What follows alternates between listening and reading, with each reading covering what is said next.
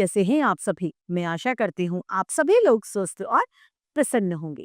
आज हम हमारा पाठ कहानी लेखन को पढ़ेंगे और समझेंगे। आइए इसे प्रारंभ करते हैं। यह है पाठ 18 कहानी लेखन यानी स्टोरी राइटिंग। कहानी लिखना अपने आप में एक कला है। कहानी लिखने में हमें अशुद्धियों का ध्यान रखना चाहिए। कहानी में बार बार किसी बात को नहीं दोहराना चाहिए। कहानी का नाम सुनते ही हमें अपने माता पिता, दादा दादी, नाना नानी का ध्यान आता है, क्योंकि बड़े लोग ही हमें कहानी सुनाते हैं। वो सभी बच्चों को मजेदार कहानियां सुनाते हैं। कहानियों से हमें अनेक शिक्षाएं मिलती हैं।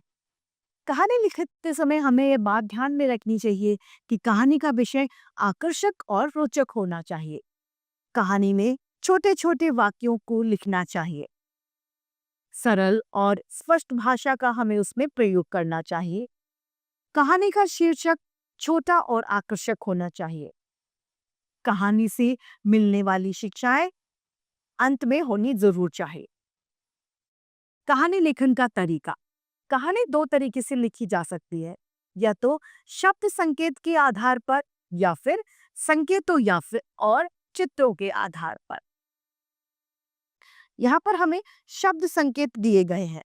शब्द संकेत में है पहला, एक कुत्ता था, मुर्गा साथ रहने लगे, रात में एक पेड़ के नीचे रुकना, मुर्गे को नीचे आने के लिए कहना, कुत्ते का जागना, लोमड़ी का भाग जाना। ये एक शब्द संकेत है। इसके हिसाब से हमें कहानी लिखनी है।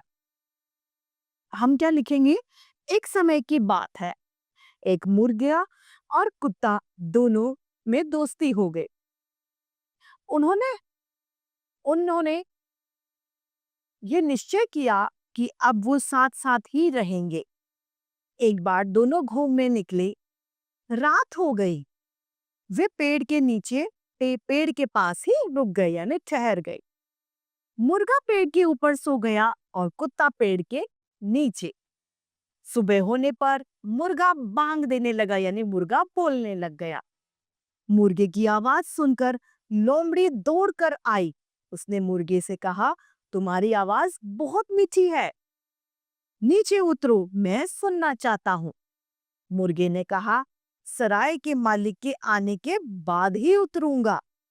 इतने में कुत्ते की नींद खुल गई और लोमड़ी अपनी जान बचाकर वहां से भाग गई।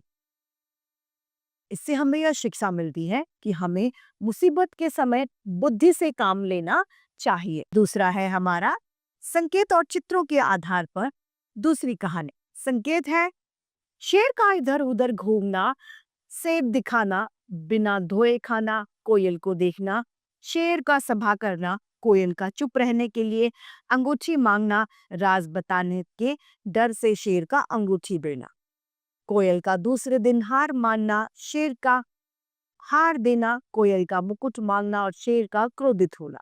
आइए इस कहानी को पढ़ते हैं। एक बार एक शेर इधर उधर घूम रहा था। उसने एक सेब देखा। वह सेब को बिना धोए खा गया। जब वह सेब खा रहा था, तब एक कोयल उसे सेब खाते देख रही थी। शेर ने सोचा कि अगर कोई मुझे इस प्रकार खाते देखेगा तो आखिर क्या कहेगा। जंगल का राजा शेर बिना धोए ही खा रहा है। दूसरे दिन राजा जंगल में सभा कर रहा था। उसकी नजर एक कोयल पर पड़ी। उसने कोयल को चुप रहने के लिए कहा। कोयल ने चुप रहने के लिए अंगूठी मांगी, यानी मैं अपनी बात नहीं कहूंगी, आप मुझे अंगूठी दे दो। कुछ दिन बाद शेर का जन्मदिन था। कोयल ने चुप रहने के बदले में हार मांगा। शेर ने हार भी दे दिया। अगले दिन कोयल ने चुप रहने के लिए शेर से उसका मुकुट मांगा। यह सुनकर शेर बहुत गुस्सा हुआ। जैसे ही शेर गुस्सा हुआ, कोयल पर झपटा। तभी झट से कोयल अपनी जान बचाकर उड़ गई और फिर कभी शेर के सामने वह नहीं आई। इससे यह शिक्षा मिलती है कि हमें अपनी गलतियों को छुपाने की जगह उन्हें सुधारने की कोशिश करनी चाहिए, न कि हमें अपनी गलतियों को छुपाना चाहिए। इसी के साथ हमारा ये पाठ समाप्त होता है। मैं आशा करती हूँ सभी को यह पाठ लिफाफे रूप से समझ में आया होगा। आज के लिए इतना ही। फिर मिलते हैं। धन्यवाद।